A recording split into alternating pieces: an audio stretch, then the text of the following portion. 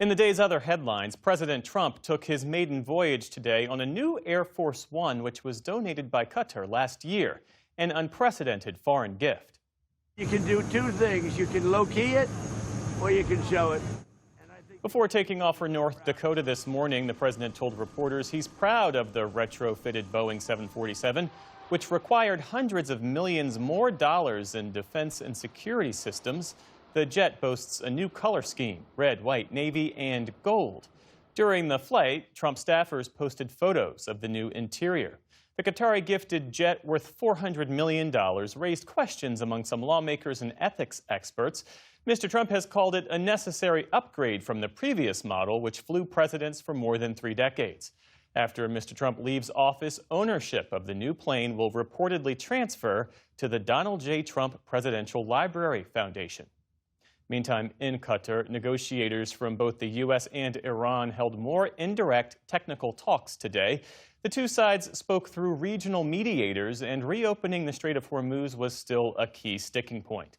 Iran insists it controls the waterway, and state TV broadcast images today of a container ship that ran aground after trying to use a route that Iran did not approve. Speaking to reporters following a military visit, Vice President J.D. Vance remained optimistic about the talks and the future of the strait. We've got gas prices starting to come down, but really just ensuring that we continue to make the progress on that. And that's what they're focused on.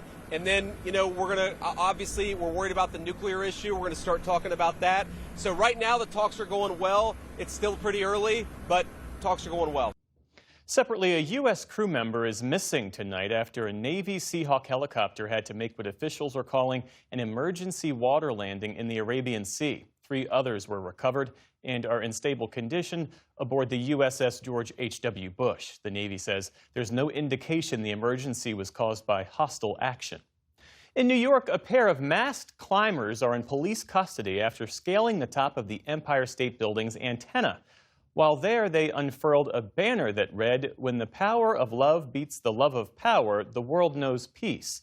The duo then descended to a platform where one of the climbers got down on one knee and appeared to propose. They were later arrested. It's not clear how they gained access to that part of the famous skyscraper. A spokesperson for the building simply called their efforts unauthorized.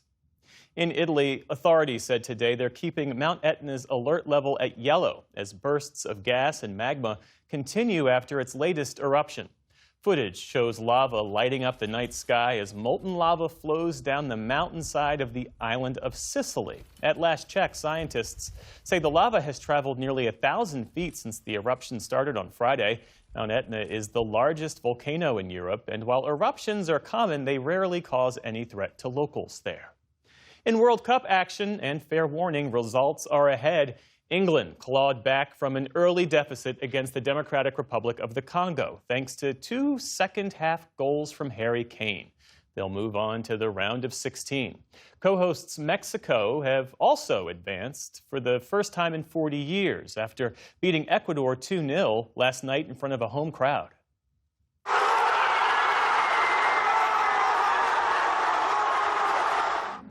Hundreds of thousands of fans erupted into cheers at a massive watch party in the heart of Mexico City, but the festivities were touched by tragedy. Mexican authorities say 3 people died of suffocation in those packed crowds.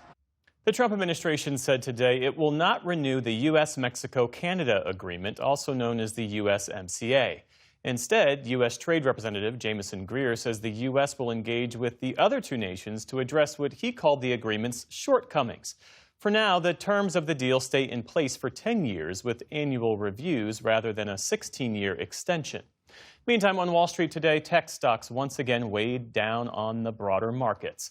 The Dow Jones Industrial Average slipped just 14 points, so almost flat. The Nasdaq fell more than 170 points, or 0.2%. The S&P 500 posted its 8th loss in the last 11 sessions. And Victor Willis, co-founder and lead singer of the Village People, has died.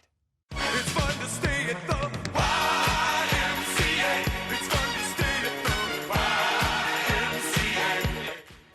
Willis also co-wrote many of the group's classic hits, including YMCA, which was added to the National Recording Registry back in 2020. He often performed hits like In the Navy and Macho Man in a police uniform or a naval officer's outfit. The group's music remains a staple at proms, weddings, and LGBTQ marches, among others. More recently, their songs have become a staple at President Trump's rallies.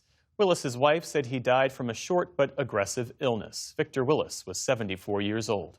Still to come on the News Hour, much of Europe and North America endure record temperatures with disruptive patterns driven by climate change.